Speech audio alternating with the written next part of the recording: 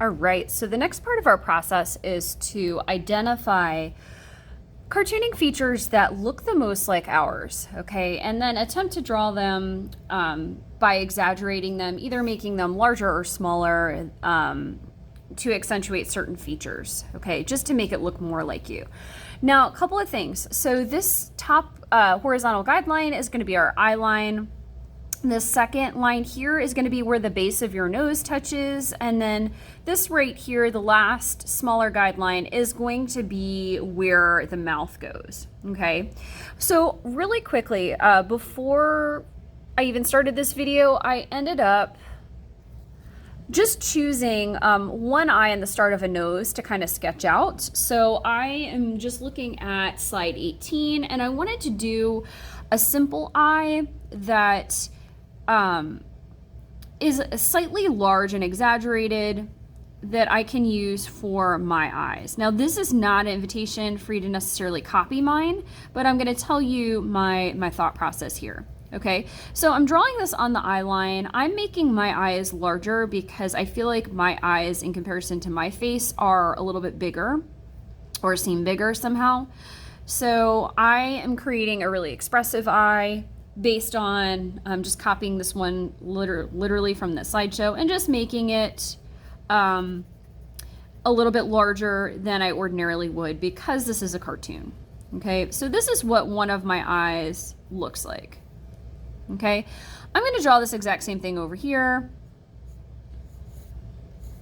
Okay, so sketching it out, most eyes are football shaped. You can even make yours oval. You can even make yours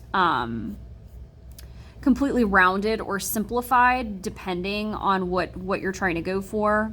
And again, don't make your eyes really large if you don't have like large eyes, okay? So I'm making mine larger because I feel like that's a feature for me that stands out, okay? If these eyes are two different sizes, it really does not matter. This is a cartoon portrait, okay? We can just add to kind of the fun with this. All right, I'm filling this in just because I want to see how it looks within my portrait. All right, so this is what I have here, okay? I'm gonna add eyelashes to mine because again, that makes sense to me. Don't add eyelashes to yours if that does not make sense to you, okay? So I'm gonna add these little lines to mine. Okay, and then the last thing I'm gonna go ahead and do is I'm gonna add some eyebrows, okay? And what's cool about cartoon eyebrows is basically they kind of accentuate the expression. So if you put them sort of arced up like this, they look surprised. If you put them flat across, you look worried or annoyed. Check out the slideshow just for more examples of eyebrows. All right, so I would make these just kind of a little bit thicker personally. Now I'm gonna keep my nose simple. So just because I think noses are hard and I don't want to focus most of my time on that. So I'm gonna make mine like this. You are welcome to make yours a variety of different ways, okay?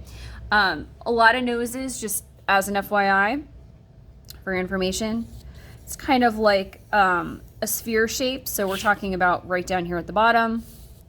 Sphere shape with two smaller spheres on either side that overlap.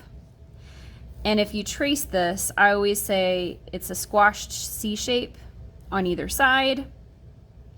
Right here where these two circles meet underneath, this is where the nostrils end up.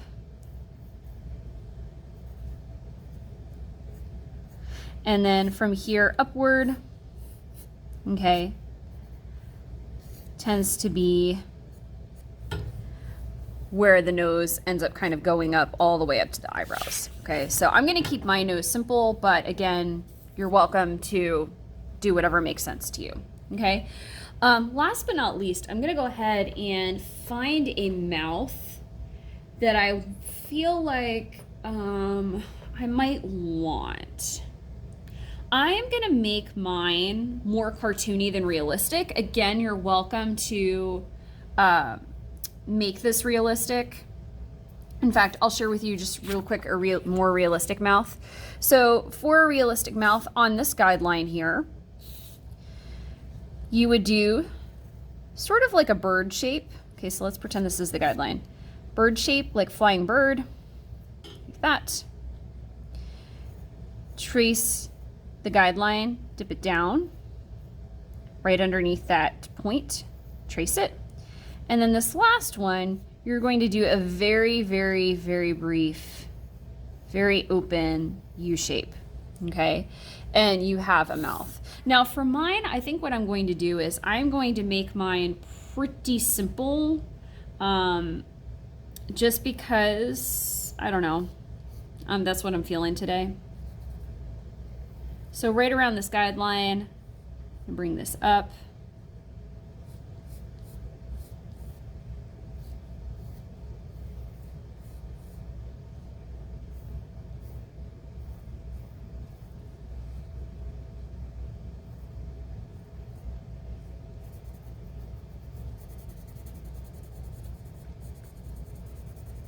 Okay, so this is what I have for mine.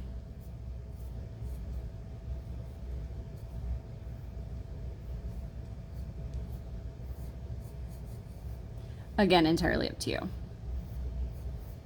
Okay. For me, the hair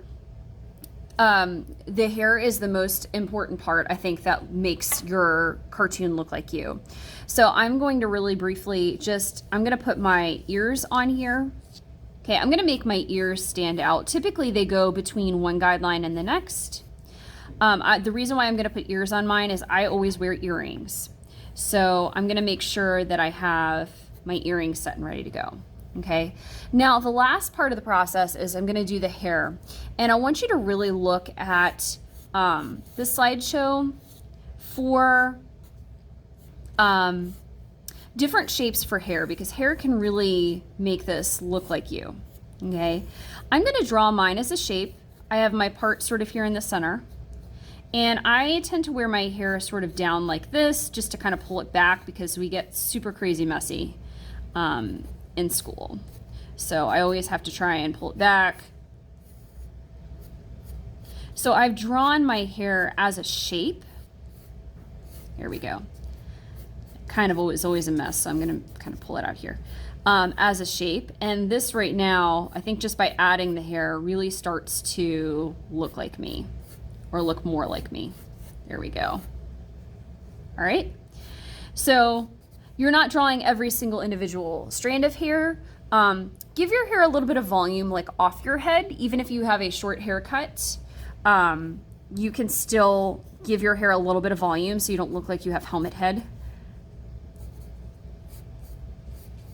All right. And that's pretty much it.